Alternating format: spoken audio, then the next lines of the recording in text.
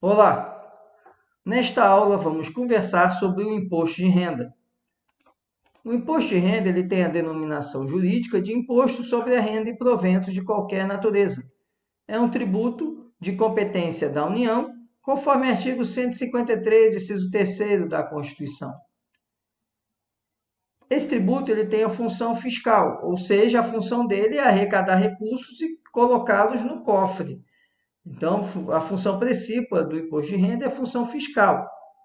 Alguns autores também apontam uma função extrafiscal presente na progressividade do imposto de renda, já que o imposto de renda ele incide conforme determinadas faixas de crescimento econômico, faixas de remuneração. E isso torna também que o tributo tem uma função extrafiscal, que é tributar aqueles que ganham mais e desonerar ou tributar menos aqueles que ganham menos. Sujeito passivo é a pessoa física ou jurídica que for titular de renda ou provento de qualquer natureza. Então, o imposto de renda, por isso que há diferenciação entre imposto de renda pessoa física e pessoa de renda pessoa jurídica. Por quê? O que vai distinguir vai ser a natureza daquela pessoa. A renda que ela oferir, se ela ofere como pessoa física, vai ser tributada nessa condição. Se ela for uma pessoa jurídica, vai ser tributada na condição de pessoa jurídica. Interessante notar que a lei pode atribuir ao empregador a obrigação de reter o imposto de renda na fonte. Isso é a situação em que a lei atribui ao pagador a condição de responsável tributário pelo imposto de renda retido na fonte. Assim, o empregador é obrigado a reter a parcela do imposto de renda já no pagamento do seu funcionário e é obrigado a repassar esse valor para a União. Qual é o fato gerador do imposto de renda? O fato gerador é a aquisição de disponibilidade econômica ou jurídica, daqui a pouco veremos a distinção entre um e outro, de qualquer renda, que seja do capital, do trabalho ou mista, quando conjuga capital e trabalho, e ainda de proventos de qualquer natureza. O que são proventos de qualquer natureza? São todos aqueles rendimentos que não estão compreendidos no conceito de renda. Renda, então, é aquilo que provém do capital, do trabalho ou de ambos. E proventos é tudo aquilo que não for renda. Vai ser aposentadoria, prêmios de loteria, etc. A hipótese de incidência qual é? É o acréscimo patrimonial devido em razão da aquisição dessa disponibilidade econômica ou jurídica, de renda do capital, trabalho ou de ambos, além de proventos. A disponibilidade econômica ou jurídica vai se dar em razão de quê? Primeiro, da renda de capital. O que é a renda de capital? É aquilo que provém do uso do patrimônio. É utilizar o meu patrimônio para fazer crescer ele mesmo, o patrimônio. Então, renda de capital é o aluguel, royalty, recebimento de aplicação financeira, lucro, participação em lucro, bonificação, rendimento, qualquer rendimento em razão de ações, etc.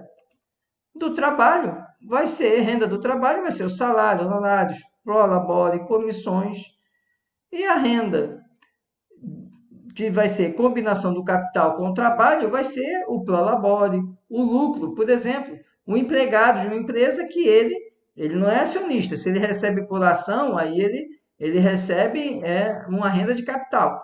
Mas se ele recebe uma verba de participação nos lucros, essa verba de participação dos lucros é uma verba que é combinação de capital e de trabalho, porque é o lucro da empresa e ele recebe essa parte do lucro em razão do seu trabalho. E por isso vai ser também tributado pelo imposto de renda. E ainda os proventos de qualquer natureza. E aí vem o detalhamento de quais são os proventos de qualquer natureza.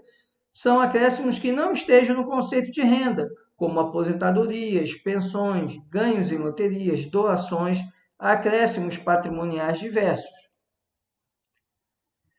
E agora vamos fazer a distinção entre disponibilidade econômica e disponibilidade jurídica. Disponibilidade econômica é a obtenção da faculdade de usar, gozar e dispor de dinheiro ou de coisas conversíveis. É ter o fato concretamente. Disponibilidade econômica é dinheiro no bolso. Se o indivíduo tem o bem, tem o dinheiro ali, ele tem a disponibilidade econômica. E aí, portanto, é essa disponibilidade econômica que é tributada pelo imposto de renda. Mas há também a disponibilidade jurídica. O que é disponibilidade jurídica? É a obtenção de direitos de créditos não sujeitos à condição suspensiva, representado por títulos ou documentos de liquidez e certeza. Representa o ter o direito abstratamente. O imposto de renda só pode incidir quando há acréscimo patrimonial, salientando-se que não há necessidade do rendimento ser efetivamente recebido pelo sujeito passivo, sendo suficiente que ele tenha adquirido o direito de crédito sobre ele, ou seja, a disponibilidade jurídica.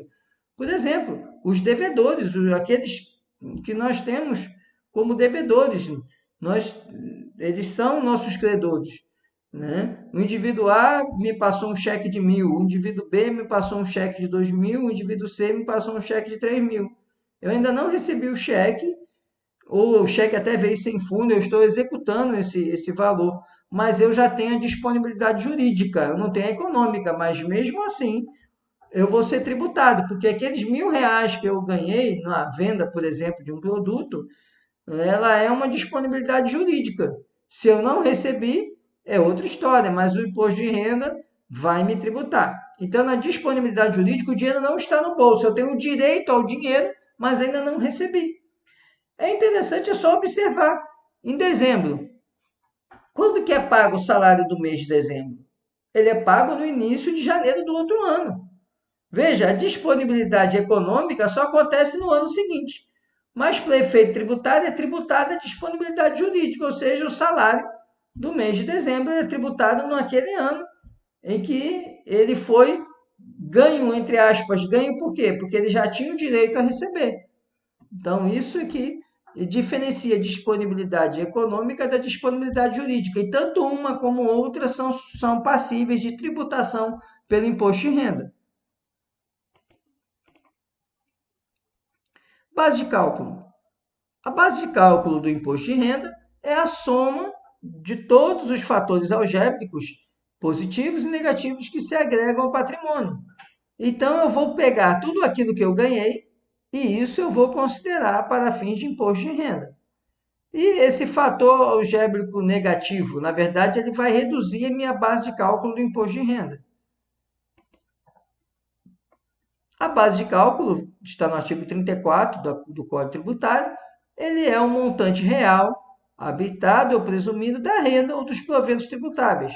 Então, é aquilo que efetivamente eu ganhei, é aquilo que o fisco arbitra que eu ganhei, porque eu não declarei, o arbitramento vai acontecer quando você deixar de informar o fisco, e presumido quando você prefere recolher de forma presumida.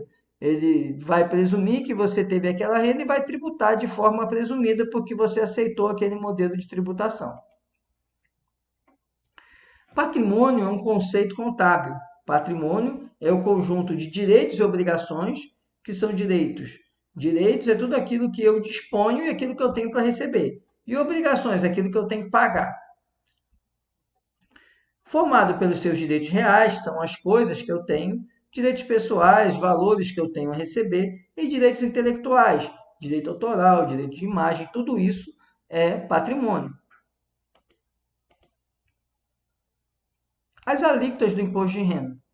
O artigo 153, parágrafo 2º, estabelece que o imposto de renda ele será informado pelos critérios da generalidade, universalidade e progressividade. Esses três critérios são importantíssimos no imposto de renda. É o assunto mais importante e que é mais cobrado em provas, em exames, é o conhecimento e a diferenciação dos critérios ou princípios que informam, que orientam o imposto de renda. Vamos aqui compreender cada um deles. Generalidade. Generalidade é algo, quando se diz que algo é genérico, ele abrange várias situações, várias coisas. Quando eu digo que ele é algo genérico, portanto, ele né, está atingindo toda e qualquer pessoa. Ele não está escolhendo uma pessoa que vai tributar. Então, quando eu falo em generalidade, eu falo em incidência sobre todos os contribuintes que pratiquem aquela situação jurídica. Todos eles vão ser tributados pelo imposto de renda. Isso é generalidade. Então, generalidade eu estou falando de pessoas, de atingir todas as pessoas. Pelo princípio da generalidade, ou critério da generalidade, o imposto de renda alcança toda e qualquer pessoa que pratique o fato gerador. Então, generalidade. Vamos ver do critério da universalidade. Quando eu falo em universalidade, eu falo em patrimônio. Falar em patrimônio é o meu conjunto de bens e direitos. Então, universalidade é um critério que mais está atrelado à base de cálculo, porque vai se olhar a totalidade de rendas, de proventos auferidos pelo contribuinte, independente da denominação dessa renda. Então, eu pego tudo aquilo que o contribuinte ganhou durante o período e vou tributar. Isso é universalidade, o universo patrimonial do contribuinte. O princípio da generalidade, então, alcança todos os contribuintes. O princípio da universalidade alcança todo o patrimônio, toda a renda de um único contribuinte. E progressividade? É porque a alíquota é progressiva, no sentido de que quanto maior a renda, quanto maior a base de cálculo, maior a alíquota. Isso é a progressividade. A tabela em vigor do imposto de renda, atualmente, é essa aqui que eu estou exemplificando. Até 1903 de renda não há tributação. De 1903 até 2.826, 7,5%. De 2.826 até 3.751, 15%. De 3.751 até 4.664, 22,5%. E acima de 4.664, 27,5%. O imposto de renda pessoa física. No imposto de renda pessoa física, o fato gerador é receita líquida total, ou seja, o total das receitas auferidas pelo contribuinte, deduzidas as despesas que a lei autoriza a deduzir, por exemplo, despesa com educação, despesa com saúde. A própria lei do imposto de renda autoriza o abatimento dessas despesas. Então, essas despesas são extraídas da base de cálculo e tributa-se, digamos, o saldo líquido entre o total de ganhos e o abatimento das despesas que a lei autoriza. No imposto de renda pessoa jurídica, o fato gerador ele engloba, além das hipóteses tributadas na fonte, o próprio lucro da pessoa jurídica. E o lucro ele tem vários critérios de apuração, pode ser a apuração real, a apuração presumida, a arbitrada, e você vai ter então a tributação do imposto de renda sobre o lucro real, lucro presumido ou lucro arbitrado, conforme a situação. O lucro real. O lucro real, qualquer empresa pode optar por essa tributação, independente de sua atividade. Para algumas empresas, ela é obrigatória. Quais empresas? Bancos, seguradoras, porque o lucro, a apuração do lucro real, ela é muito custosa, é muito onerosa. Você precisa de um bom setor de contabilidade, precisa de todo o detalhamento, todo o registro de operações realizadas pela pessoa jurídica. Então, há um custo operacional muito alto para a apuração por lucro real.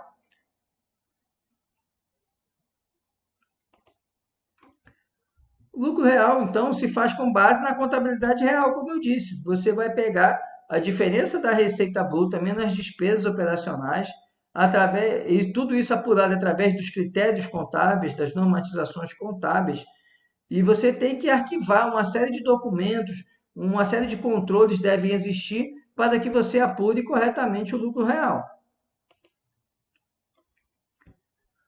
E aí ele vai ser o resultado do que for o lucro líquido, né? Excluído, né, as despesas, vão ter adições previstas na legislação, exclusões, né, conforme a lei que regula o imposto de renda à pessoa jurídica. Lucro presumido. No lucro presumido, que é o que é adotado pela maior parte das empresas, Não é, a empresa não fica obrigada a ter todo esse controle contábil detalhado. É feita uma estimativa. Existe uma tabela, da mesma forma que a tabela da pessoa física, que estabelece faixas de faturamento, e de acordo com essas faixas de faturamento, o indivíduo, a empresa, vai pagar o imposto de renda, pessoa jurídica. Né? Isso é o lucro presumido. Presume-se que aquela empresa, aquela pessoa jurídica, terá aquela faixa de renda e, portanto, aquela faixa de lucro, e vai chegar a uma tributação determinada. Mas isso é estimado, não é feito da forma do lucro real, que é pormenoramente apurado. E essa forma de apuração não afasta a tributação se a empresa tiver prejuízo. Sendo lucro presumido, ela vai recolher independente do que aconteceu ou não. Então, vai se tributar conforme a receita bruta. Mas a receita não significa a existência de lucro. Pode acontecer que tenha prejuízo. Mas se a empresa opta pelo lucro presumido, ela fica correndo o risco de ser tributada ainda que tenha prejuízo. Obviamente, nenhum empresário deseja o prejuízo. Mas se ele optar pelo lucro presumido, ele fica sujeito a, numa condição desfavorável, ainda assim ele ser tributado. Lucro arbitrado resulta de uma imposição da autoridade fiscal. O lucro arbitrado ocorre quando o contribuinte deixa de cumprir suas obrigações e o fisco vai e arbitra o valor do imposto devido. No aspecto internacional, é importante destacar que se considera, no âmbito do direito tributário internacional, que a renda ela é tributada no país de quem a ofere. Então, o que interessa não é o local onde ofere a renda, e sim a nacionalidade da pessoa. Então, a renda vai ser tributada onde o contribuinte reside, salvo se ele tiver residência fixa em outro país. Se ele tiver múltiplas residências, é o que costuma acontecer com jogadores de futebol, ele acaba sendo tributado nos países onde ele tem residência. Aqui no Brasil, na Espanha, ele vai ser tributado.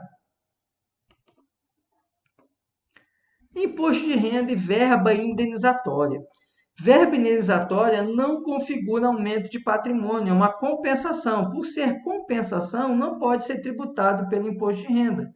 Então, devemos atentar que as verbas indenizatórias não se sujeitam ao imposto de renda, devendo o gravame incidir sobre as parcelas que compõem o ganho, que tem a característica de salário. Portanto, o caráter salarial é fundamental para a incidência do imposto. Princípio da anterioridade. Precisamos lembrar que o imposto de renda ele é exceção ao princípio da anterioridade nonagesimal. Se aplica ao imposto de renda o princípio da anterioridade, mas não da anterioridade nonagesimal, significando o quê? Que o imposto de renda, ele vai, se ele tiver o reajuste, no dia 31 de dezembro, ele já pode ser cobrado a partir do dia 1º de janeiro do dia seguinte, porque ele não tem que observar os 90 dias contados da publicação da lei que o majorou. Algumas súmulas que merecem destaque, tem várias súmulas sobre imposto de renda, as mais importantes que eu considero são essas. Súmula 498 do STJ, não incide imposto de renda sobre indenização por danos morais, enfatizando que acabamos de falar, tudo aquilo que for de caráter indenizatório não é tributável pelo imposto de renda. Incide imposto de renda sobre valores recebidos a título de indenização por hora extra. E aí, diferente é a hora extra, porque hora extra não é uma indenização, e sim uma remuneração por um trabalho extraordinário.